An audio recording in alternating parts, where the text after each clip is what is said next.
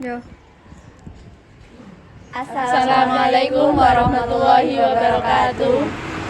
Perkenalkan, nama saya Rizka Lavenia dari kelompok 3. Di sini saya melakukan wawancara di Balai Desa Pucangan untuk melakukan tugas UAS dengan wawancara tema pengembangan hak asasi manusia di Desa Pucangan.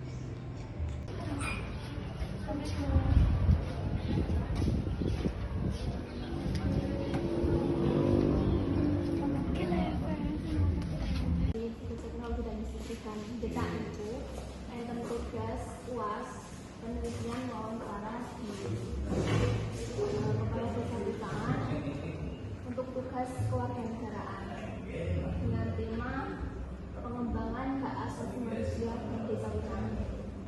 Ini surat.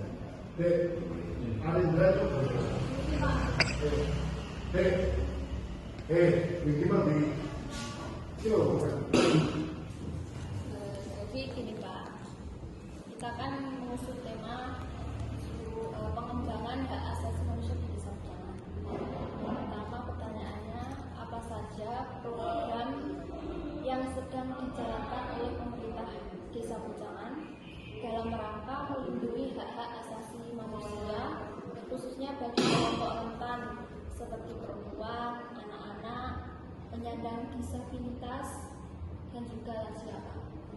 Programnya, yang pertama program di desa tentu mengacu pada petunjuk dari atas, baik dari mungkin impres, kemudian peraturan gubernur ataupun sampai pada peraturan bupati, sehingga proses yang ada pasti menyesuaikan dengan program-program itu.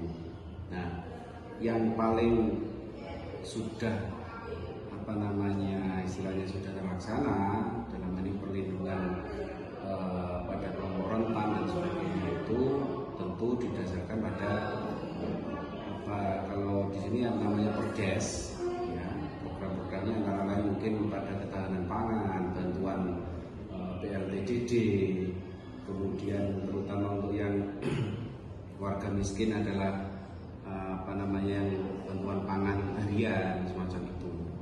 Jadi kalau program khusus kita tentu sesuai dengan jumlah dan jumlah dari atas.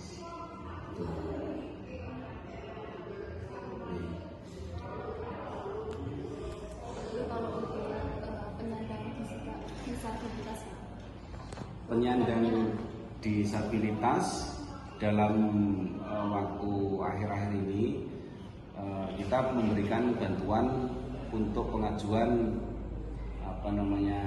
peralatan yang bisa digunakan untuk disabilitas itu. Kita kemarin di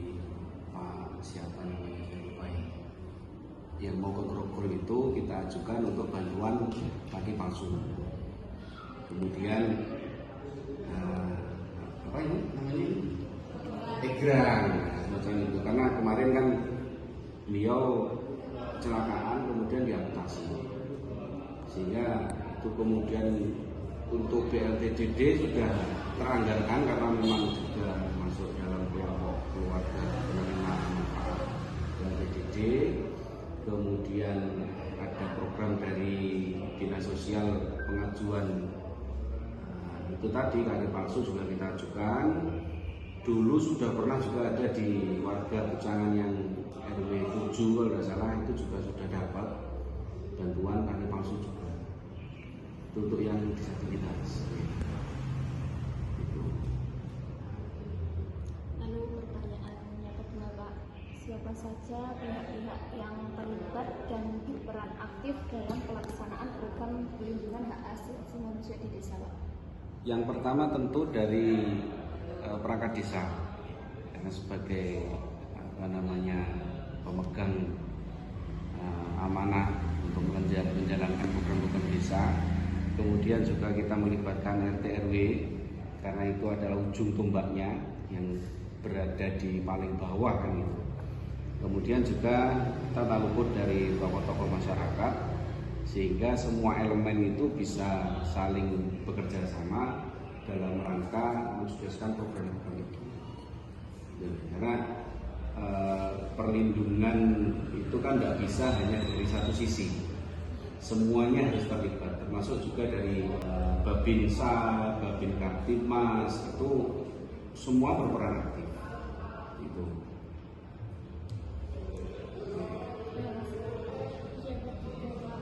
Kapan program perlindungan hak asasi manusia tersebut dimulai dan bagaimana pengawasannya terhadap program tersebut ketika dilakukan di lapangan?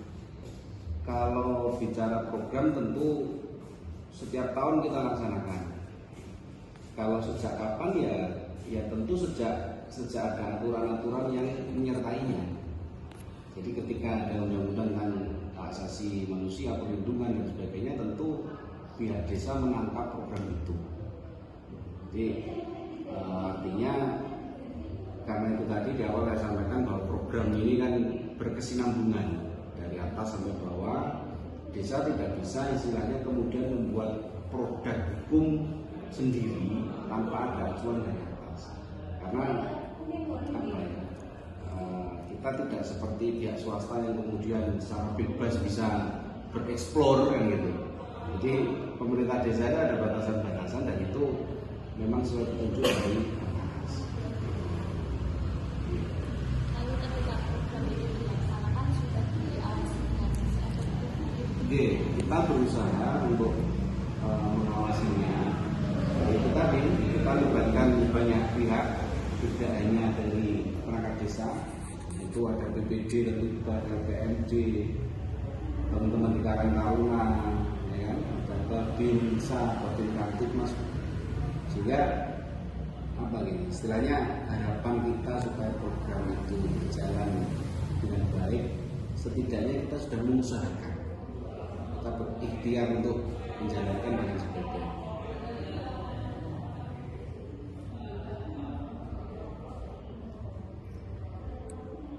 Pertanyaan selanjutnya Pak, di area mana di desa Pujangan yang paling dominan membutuhkan bantuan program hak asasi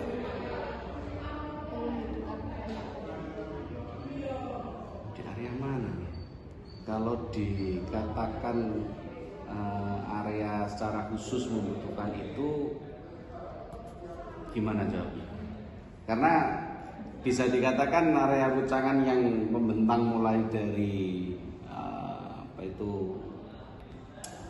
Tileng yang berbatasan dengan Maurak itu di Jati Gembol, itu kan masuk wilayah sampai perbatasan Montong. Kami pikir terkait dengan hak asasi kemudian perlindungan masyarakat kita sudah cukup baik, artinya iya sudah efektif, artinya tidak ada dalam satu titik atau beberapa titik yang membutuhkan perhatian khusus, karena masyarakatnya memang ya memang heterogen, cuma secara pendampingan kita juga aktif. Ya, kalau misalkan tanya titik mana yang paling rawan, kelihatannya tidak ada yang paling rawan, karena semuanya sama gitu, sudah terlindungi lah gitu, dalam artian seperti itu. Gitu.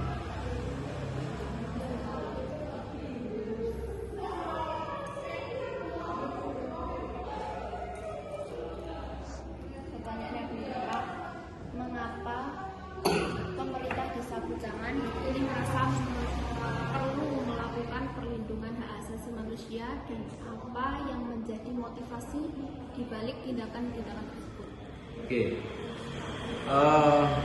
tentu yang pertama adalah kewajiban pemerintah itu kan melayani masyarakat, membuat peraturan yang juga mengarah kepada kesejahteraan masyarakat.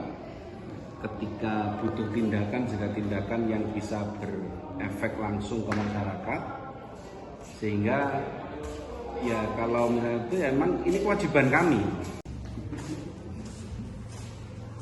Pertanyaan yang terakhir Pak, bagaimana cara pemerintah desa Pujangan ini mengimplementasikan tugas perlindungan hak asasi manusia, termasuk melalui regulasi desa, sosialisasi ataupun pengawasan? Bagaimana cara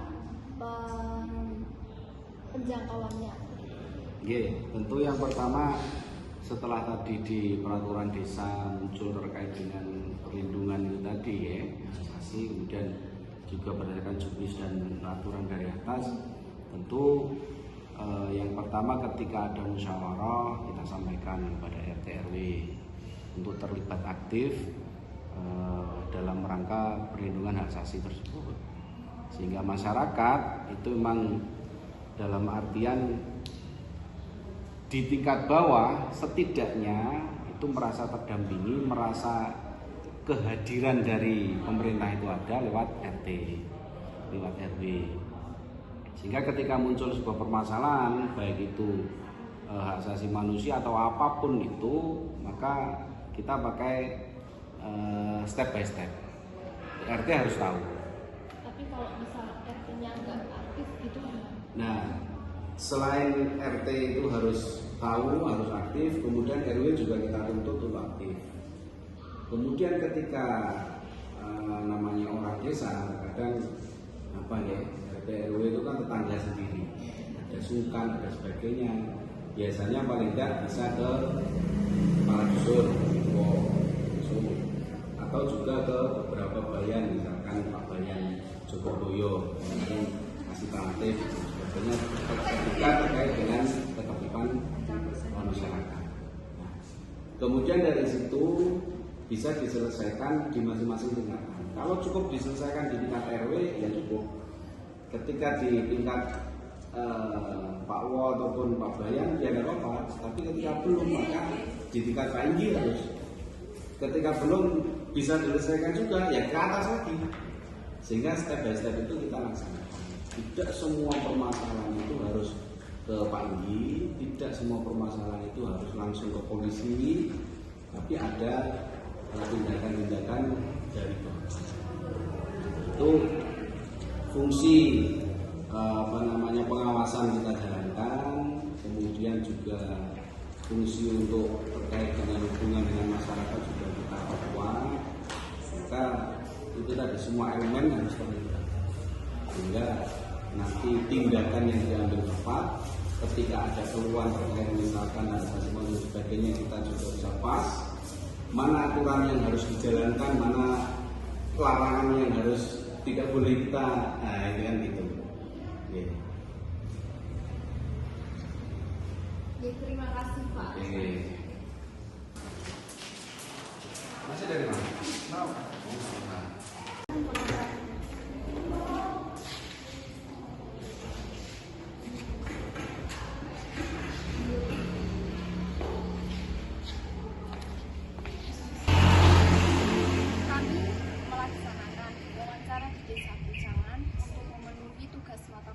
Kewarganegaraan dengan tema hak asasi manusia. Sekian dari kelompok kami. Wassalamualaikum warahmatullahi wabarakatuh.